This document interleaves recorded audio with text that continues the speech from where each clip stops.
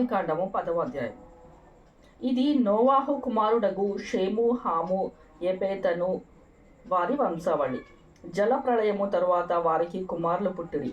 యాపెతు కుమారులు గోమెరు, మాగోగు, మాదయి, యావాను, తుబాలు, మేషేకు, తీరసు అనువారు గోమెరు కుమారులు.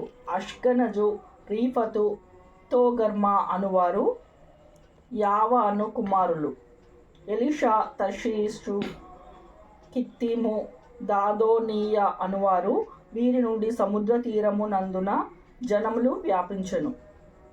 వారి వారి జాతుల ప్రకారము, వారి వారి భాషల ప్రకారము, వారి వారి వంశముల ప్రకారము ఆయా దేశములలో వారు వేరైపోయిరి. హాము కుమారులు కూషు, మిస్రాయిము, పూతు, కనాను అనువారు. కూషు కుమారులు సెబా, హవీలా, సప్త, రాయామ, సప్తాక అనువారు. రాయామ కుమారులు షేబా, దాదను అనువారు. కూషు నిమ్రోదును కనెను. అతడు భూమి మీద పరాక్రమశాలి అయి ఉండుటకు ఆరంభించెను.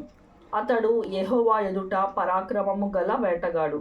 కాబట్టి యెహోవా ఎదుట పరాక్రమము వేటగాడైన నిమ్రోదు వలె అను లోకోక్తి కలదు. షీనారు దేశములోని బాబేలు, ఎరేకు, అక్కదు, కల్నే అను పట్టణములు అతని రాజ్యంనకు మొదలు. ఆ దేశములో నుండి అషూరుకు బయలుదేరి వెళ్ళి నినివేకు, రహోబోతీరును, కాలహును, నినివేకును, కాలాహును మధ్యనున్న రెపెనును కట్టించెను. ఇదే ఆ మహాపట్టణము. మిస్రాయిము లూదీయులను, అనామీయులను, లెహాబీయులను, నప్తయీయులను, పత్రూపీయులను, కిష్లూహీయులను, కఫ్తోరీయులను కనెను. ఫిలిస్తీయులు కస్లూహీయులలో నుండి వచ్చినవారు. కానాను తన ప్రథమ కుమారుడగు సీదోనును, హేతును, యోబీసీయులను, అమోరీయులను, గిర్గాషీయులను, హవ్వీయులను, ఆయీలను, అర్కీయులను, సినీయులను, ఆర్వాదీయులను, సెమారీయులను, హమాతీయులను కనెను. తరువాత కనానీయుల వంశములు వ్యాపించెను.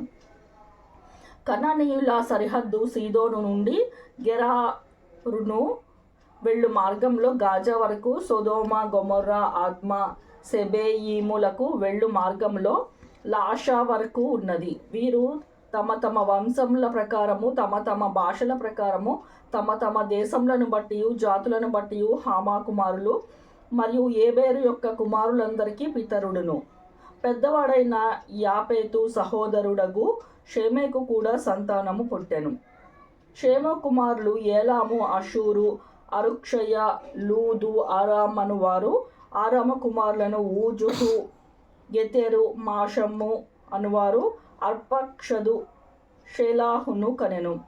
షేలాహు ఏబేరును కనెను. ఏబేరుకు 2 కుమారులు పుట్టిరి. వారిలో ఒకని పేరు పేలెగు. ఏలైనగా అతని దినములో భూమి దేశములుగా విభాగించబడెను.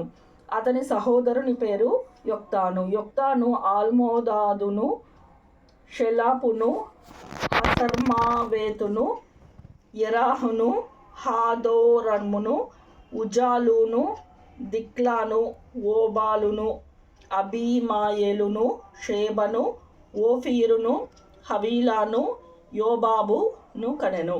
వీరందరూ యొక్తాను కుమారులు. మేషే నుండి సపారాకు వెళ్ళు మార్గములోని తూర్పు కొండలు వారి నివాస స్థలము.